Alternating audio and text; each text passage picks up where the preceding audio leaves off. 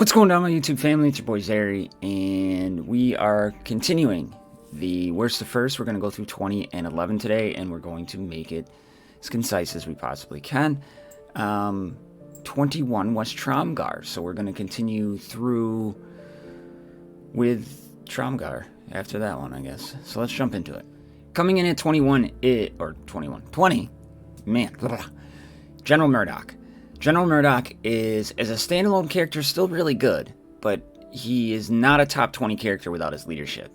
He is the one that makes the goblins what they are, with all the assists and everything like that. It really pushes him into the top 20 characters, but he also brings some good things with him as well. You know, you do have inflicts a damage decrease on a basic, which is really positive. He has the accurate bomb and then the slow bombing. You want to do the slow bombing first to inflict the slow. Then you come through the accurate bombing because it decreases their turn meter if they're afflicted by slow. If the target is afflicted by a damage decrease, this ability calls in a random ally to assist. Really, really solid. Then he has an increase of potency by 40%, which is really, really required. And then increases potency by an extra 40% or 20% if there's any members of the order in the enemy's party, and an extra 20% on top of that if there's elves. So usually there's going to be order, and that's where it takes, like buff and things like that you would assume as clans. You got to really learn that and make sure you know. But General Mordoch does some decent damage, but he's really the cog that makes the goblins what they are. And without General Mordoch in the lead, the goblins, and I'm experiencing this very early on in my free-to-play, but it's hard. It's hard to get them going. So without General Mordoch, they're still a viable team, but they aren't the gobos we all love. 19, Patriarch, and everybody else makes I always put Patriarch high. Well, I don't care. I think Patriarch is just absolutely phenomenal. He brings so much to the table, and after his rework, he's only gotten better. His leadership is really, really good if you build the right comp around it, right? All allied healing abilities, shield to 45%. All attacks by allies from the order restore shield by 20% of the damage dealt. I've used Patriarch, because we don't have a lead for the dwarves, as the lead for the dwarves with a Nelly, and it works out really well. The survivability of that team really goes up. Fortitude, at level 7, applying a shield, he heals by 30% of the shield. Allies with full health gain 25% more shield instead. Great mechanic. The gains a tenacity increase and applies it to 4 allies for 2 turns. Allies of the order get tenacity increase and self-control. Self-control, you can't be dazed or stunned. You can't be fall under turn meter manipulation. Really, really helpful. And then restores 260 of Patriarch's magic damage to shield of all allied pandas. So if you don't put him with pandas, you lose that. But then you get debuff immunity as well. I mean, he's got a really, really good kit. Gives allies and gives an ally shield equal to 1,000% of Patriarch's magic damage. Removes all debuffs from an ally and restores 50% of the turn meter at level 8. That's crazy. Full dispel with a turn meter manipulation. But even at tier 7, it's 3 debuffs. I'll take that, as we have no dispellers in this game. That can't be overstated. It's terrible, the state of dispelling in this game.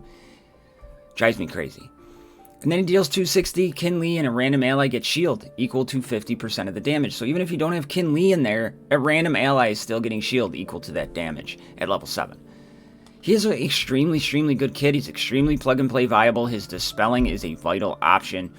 And I think he's a top 20 character, so go ahead, tell me you don't. Number 18, we're coming in with Knighttl, right? And Knighttl paired with Soleus is still probably one of the best synergies in the game.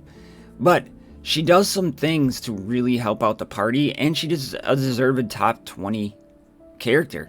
Her lead is super sneaky good.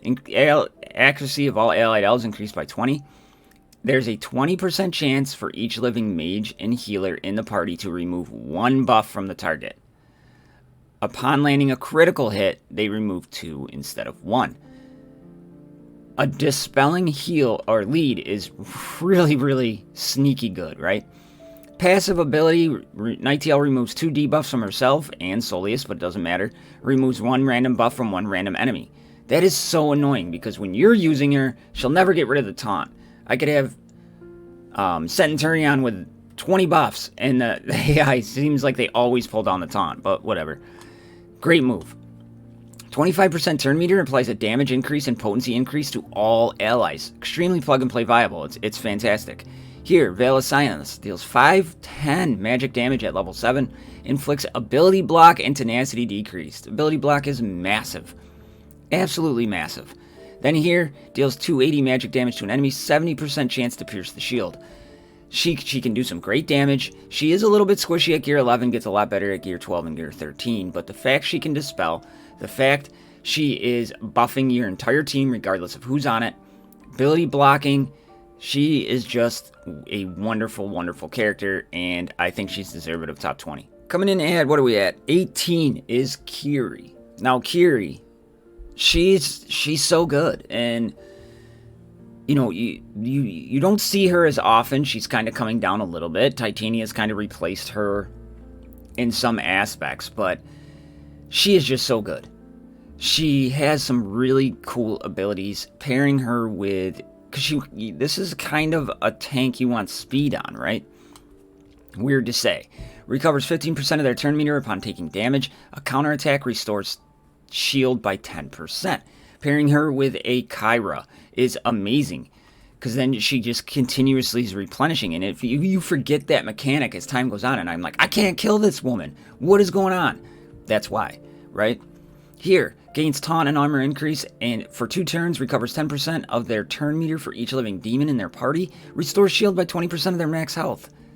There's nothing bad about that. There's no caveats other than for each living demon in the party. That's not really, I mean, that's a caveat, I guess, but it's not really anything that's, it needs taunt, and then you got it on your third ability while using your A2. No, it doesn't have any of that crap. And then restores shield by 20% of max health. Really solid. I love the Crushing Hurricane because it does deal pretty decent damage for a tank.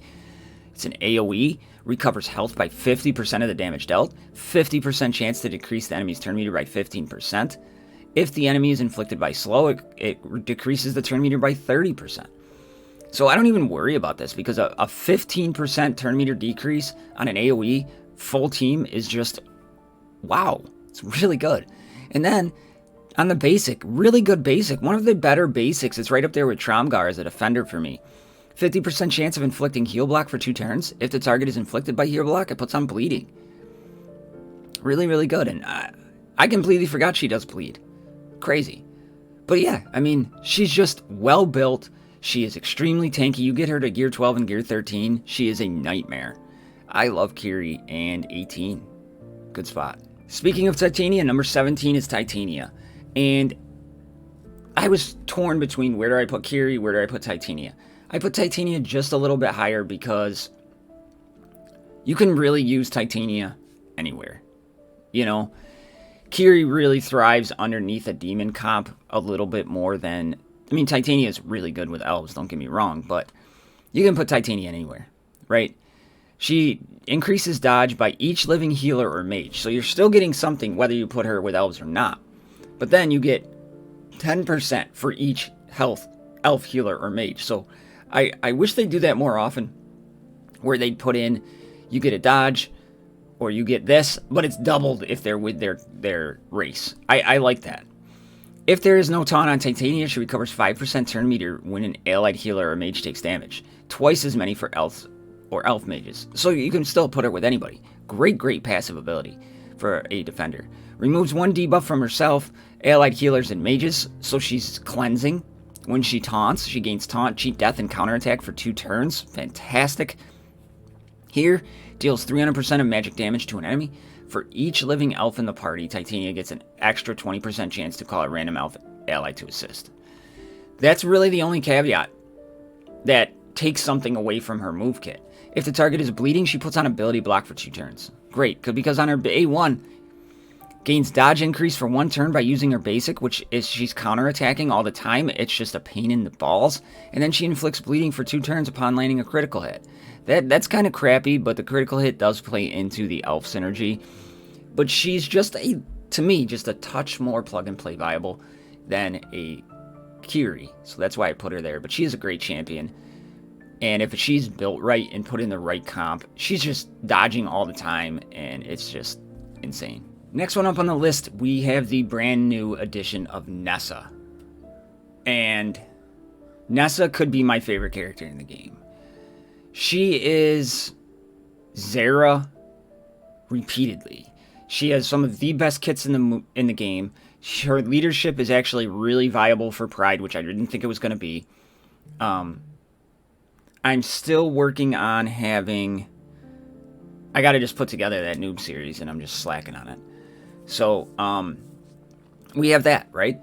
She's just so well built. Like, I thought, I didn't know you had to be 7-star to take her to gear 12. I was ready to take her to gear 12.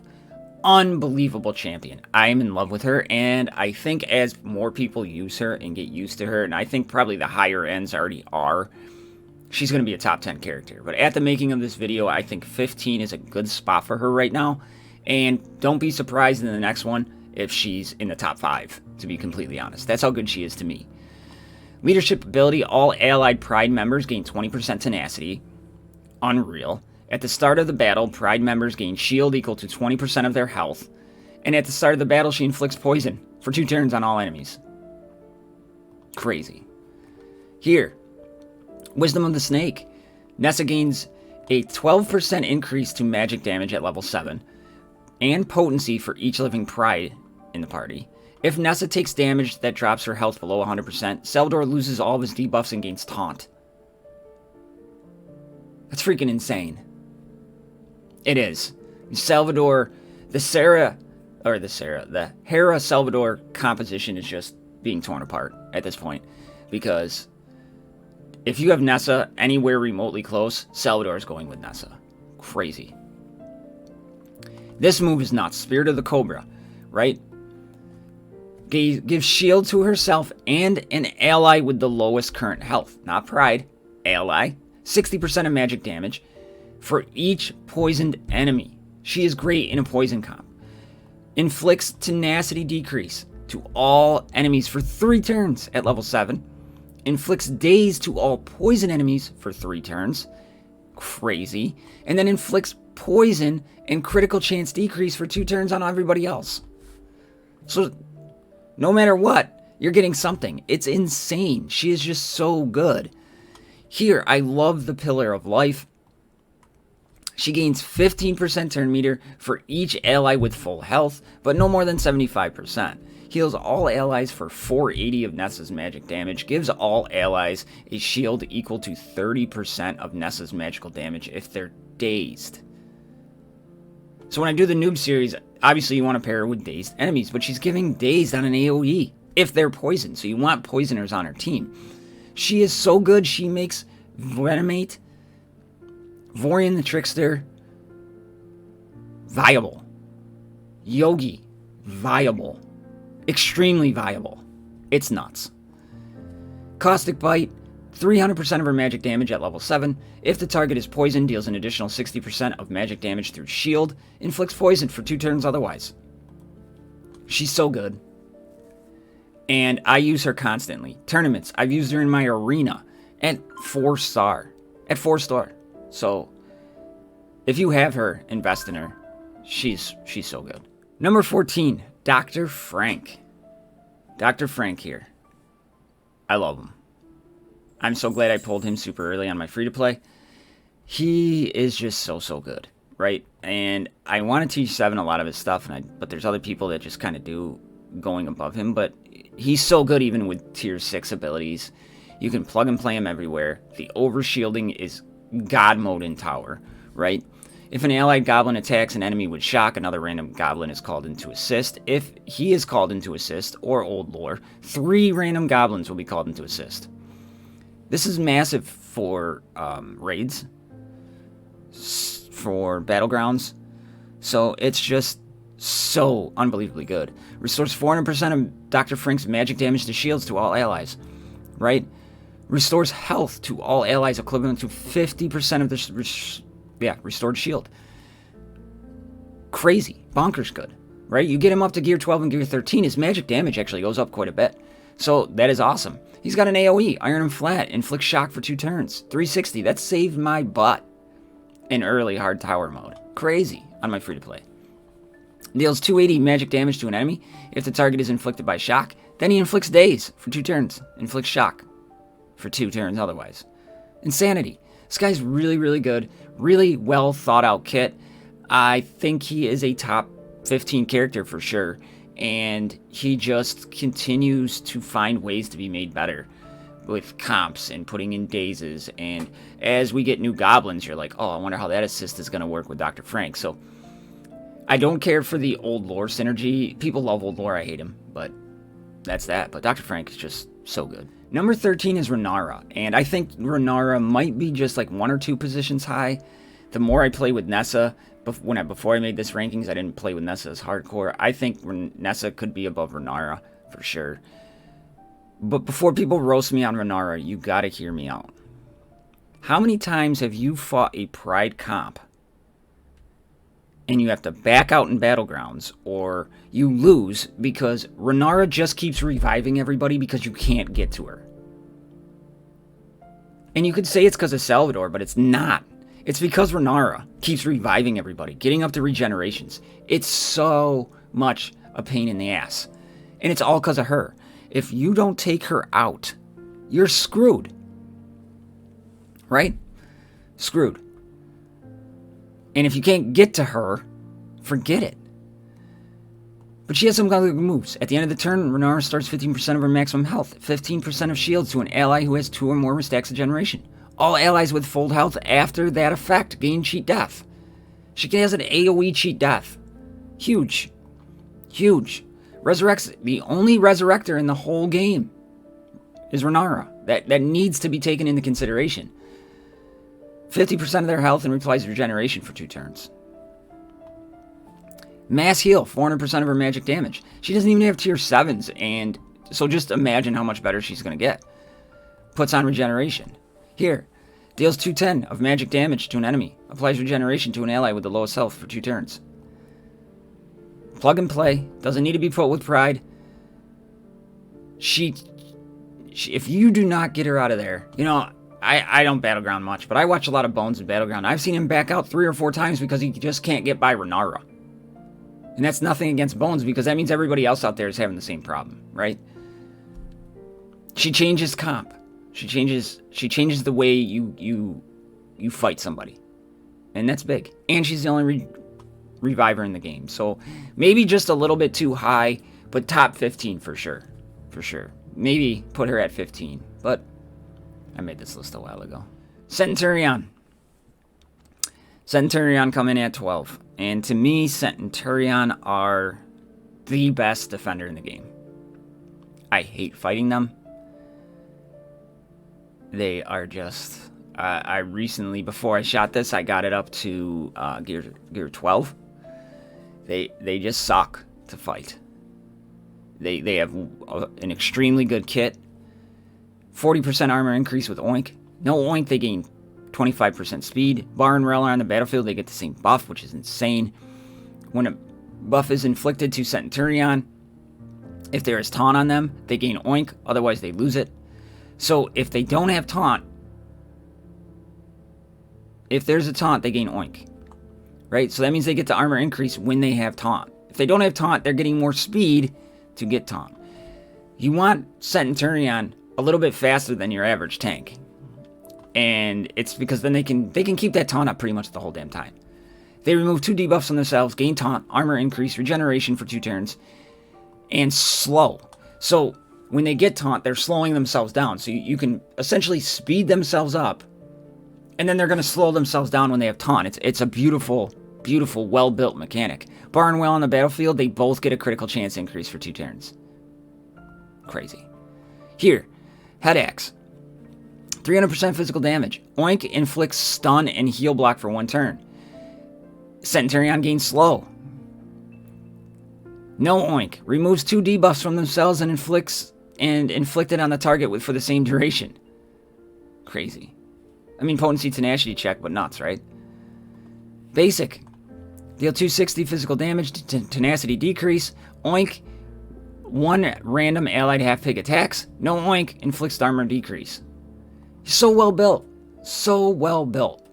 He's just such a pain in the ass. I've grown to love him completely. And I'm sure people will back me up that he is just so good. And I think he's taken over as the top defender in the game, for sure. Rounding out this list at number 11 is the Nessa. And the only reason she is not in the top 10 is because she is just impossible to get. Impossible. Not impossible, I guess. If you want to whale out and get her and spend hundreds and thousands of dollars to get her, go for it. But she makes T9 raids soloable. She can be put into any comp and make them better. She would be top 10 for me if she was farmable somewhere. Or an event that rolled around. Something like that. But no, instead we got her with the 1 year celebration, and now you got to pull shards to get her. And the drop rate is just ridiculous, because the more and more legendary characters that come into the game, the less and less chance we have for the Nessa. It's frustrating. So they should have maybe like a once a month event that comes around, or once every 3 months event that comes around where you can chip away and get shards or something. I don't know, but they need to make her more accessible to the average player. Increases magic damage on her passive ability for each living goblin in the party. If Amara's on the battlefield, receives the same buff. She makes Amara God mode. Deals 350 magic damage to an enemy, inflicts 2 stacks of poisons for 2 turns, and then calls in 3 random allies to assist. 3. And then at level 8, it's everybody. Crazy. Crazy. And she fits so well underneath a Nessa lead, too, which is nuts. Heals the target ally by 1100% of her magic damage. Applies debuff immunity for 2 turns. 100% of health healed above maximum is split equally between all wounded allies. That is such a freaking cool move. I love it. I would never know how good she is if I didn't have the test server.